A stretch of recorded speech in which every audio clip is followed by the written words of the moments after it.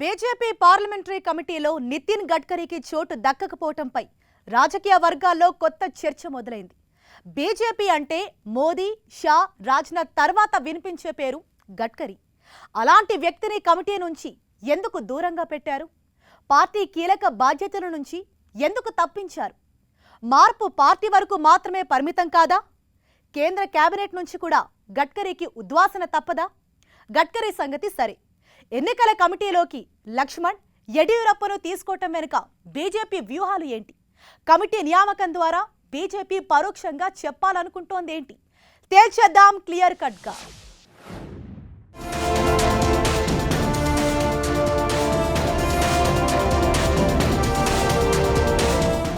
కాషాయం నిర్ణయాలు అప్పుడప్పుడు ఆ పార్టీ నేతలకే కషాయం మింగిన అనుభవాన్ని మిగులుస్తుంటాయి.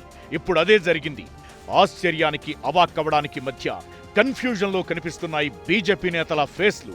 2024 ఎన్నికల కోసం కమలం పార్టీ సన్నాహాలు మొదలుపెట్టింది. దీనికోసం పార్టీ పార్లమెంటరీ బోర్డును ప్రక్షాళన చేసింది. పార్లమెంటరీ బోర్డులో మొత్తం 11 మంది నేతలు ఉండగా 3 కొత్త నేతలకు చోటు కల్పించారు. నిన్నటి వరకు అందులో ఉన్న కేంద్ర మంత్రి నితిన్ గడ్కరీ, మధ్యప్రదేశ్ ముఖ్యమంత్రి శివరాజ్ సింగ్ చౌహాన్లను పార్లమెంటరీ బోర్డు నుంచి తొలగించారు. బీజేపీ పార్లమెంటరీ బోర్డులో కొత్తగా కర్ణాటక మాజీ సీఎం యడియూరప్ప, సర్బానంద సోనోవాల్, తెలంగాణ నుంచి లక్ష్మణ్ కు అవకాశం దక్కింది. చౌహాన్ సంగతి ఎలా ఉన్నా నితిన్ గడ్కరీని పార్లమెంటరీ బోర్డు నుంచి తప్పించడం విపక్ష నేతలను కూడా అవాక్కయ్యేలా చేస్తోంది. మోదీ, షా, రాజ్నాథ్ తరువాత పార్టీలో వినిపించే పేరు నితిన్ గడ్కరీది. అలాంటి వ్యక్తిని దూరం పెట్టడమేంటన్న చర్చ మొదలైంది.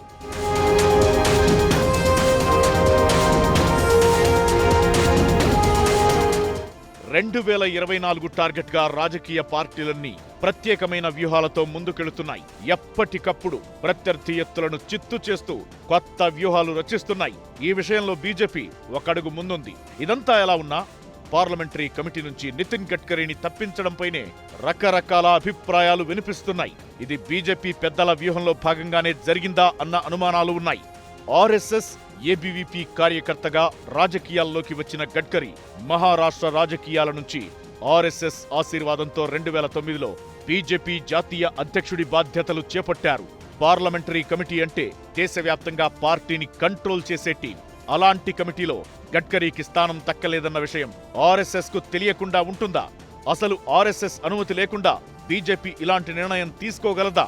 అదే నిజమైతే గడ్కరీని ఎందుకు పక్కన పెట్టినట్టు అన్న చర్చ జోరుగా సాగుతోంది.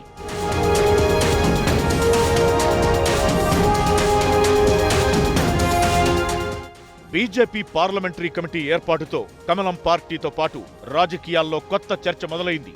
అదేంటో ఒక్కసారి చూద్దాం. 1. కమిటీ నుంచి నితిన్ గడ్కరీని ఎందుకు తప్పించినట్లు.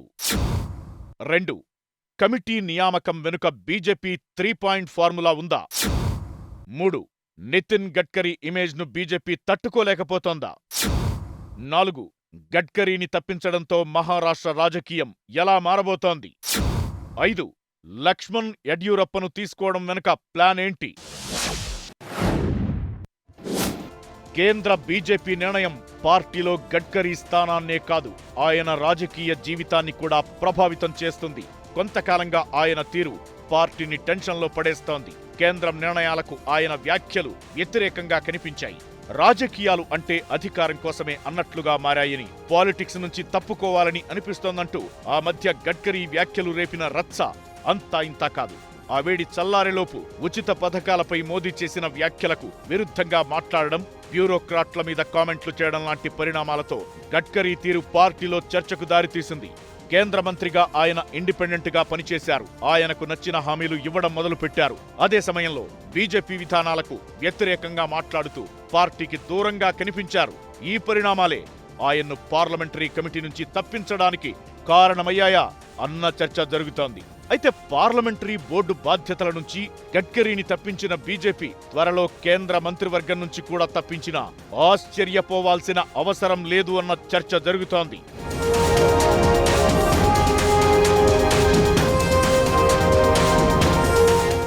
ఇక అప్పట్లో వయస్సును కారణంగా చూపిస్తూ అద్వానీ, మురళీ మనోహర్ జోషి లాంటి నాయకులను బీజేపీ తప్పించింది. ఇప్పుడు గడ్కరీ ఎపిసోడ్తో అలాంటి చర్చ జరుగుతోంది.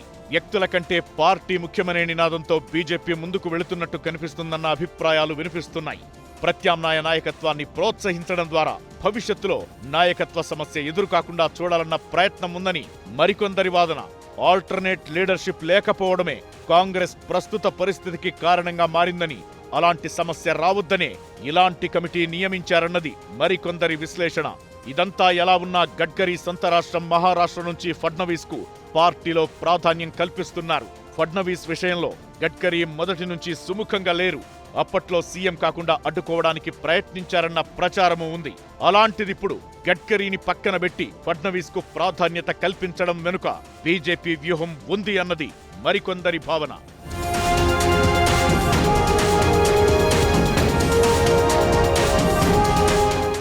వయస్సు కారణంగా మాత్రమే గడ్కరీని పార్లమెంటరీ కమిటీ నుంచి తప్పించారు అనడానికి లేదు. గడ్కరీ కంటే ఎంతో పెద్దవాడైన కర్ణాటక మాజీ సీఎం యడ్యూరప్పకు పార్లమెంటరీ కమిటీలో స్థానం కల్పించారు. పైగా ఆయనకు 79 ఏళ్లు. బీజేపీ స్వయంగా గీసుకున్న గీత ప్రకారం 70 ఏళ్లు దాటిన వారికి ఏ పదవులు ఇవ్వకూడదు. అయినా కీలకమైన పదవి యడ్యూరప్పకు దక్కింది. ఈ కూర్పు వెనక పక్కా వ్యూహం కనిపిస్తోంది. కర్ణాటక ఎన్నికలను దృష్టిలో పెట్టుకుని లింగాయత్ సామాజిక వర్గం కోసం ఆయనకు స్థానం కల్పించినట్టు చర్చ జరుగుతోంది. ఇక తెలంగాణకు చెందిన లక్ష్మణ్ కు డబుల్ ప్రమోషన్ వచ్చినట్టయింది. తెలంగాణలో బీసీ ఓటు బ్యాంకుపై కమలం పార్టీ కన్నేసింది. గతంలో టీడీపీకి ఓటు బ్యాంకుగా ఉన్న బీసీలను తమ వైపు తిప్పుకోవాలన్నది బీజేపీ వ్యూహం. అందుకే లక్ష్మణ్ కు ఈ స్థాయిలో ప్రాధాన్యత కల్పిస్తోంది. దీంతో పాటు తెలంగాణ రాష్ట్ర పార్టీలో గ్రూపు రాజకీయాలు పెరుగుతున్నాయన్న ప్రచారం జరుగుతున్న వేళ లక్ష్మణ్ కు బాధ్యతలు అప్పజెప్పడం ద్వారా వాటికి చెక్ పెట్టొచ్చన్నది కమలం వ్యూహంగా కనిపిస్తోంది.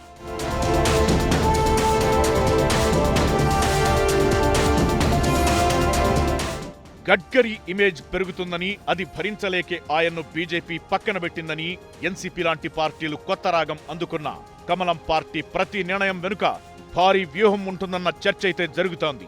కమిటీ విషయంలో ఎలాంటి విమర్శలు వినిపించినా కమలం పార్టీ వ్యూహాలు పక్కాగా అర్థమవుతున్నాయి. ఓటు బ్యాంకును నిలుపుకోవడంతో పాటు అసమ్మతి లేకుండా చూసుకోవడం, భవిష్యత్లో పార్టీకి పటిష్టమైన నాయకత్వం అందించడమే లక్ష్యంగా పావులు కదుపుతోంది. ఇప్పుడు కమిటీ వెనక కూడా బీజేపీ ఇలాంటి 3 పాయింట్ ఫార్ములా ఉంది అన్నది మాత్రం క్లియర్ కట్.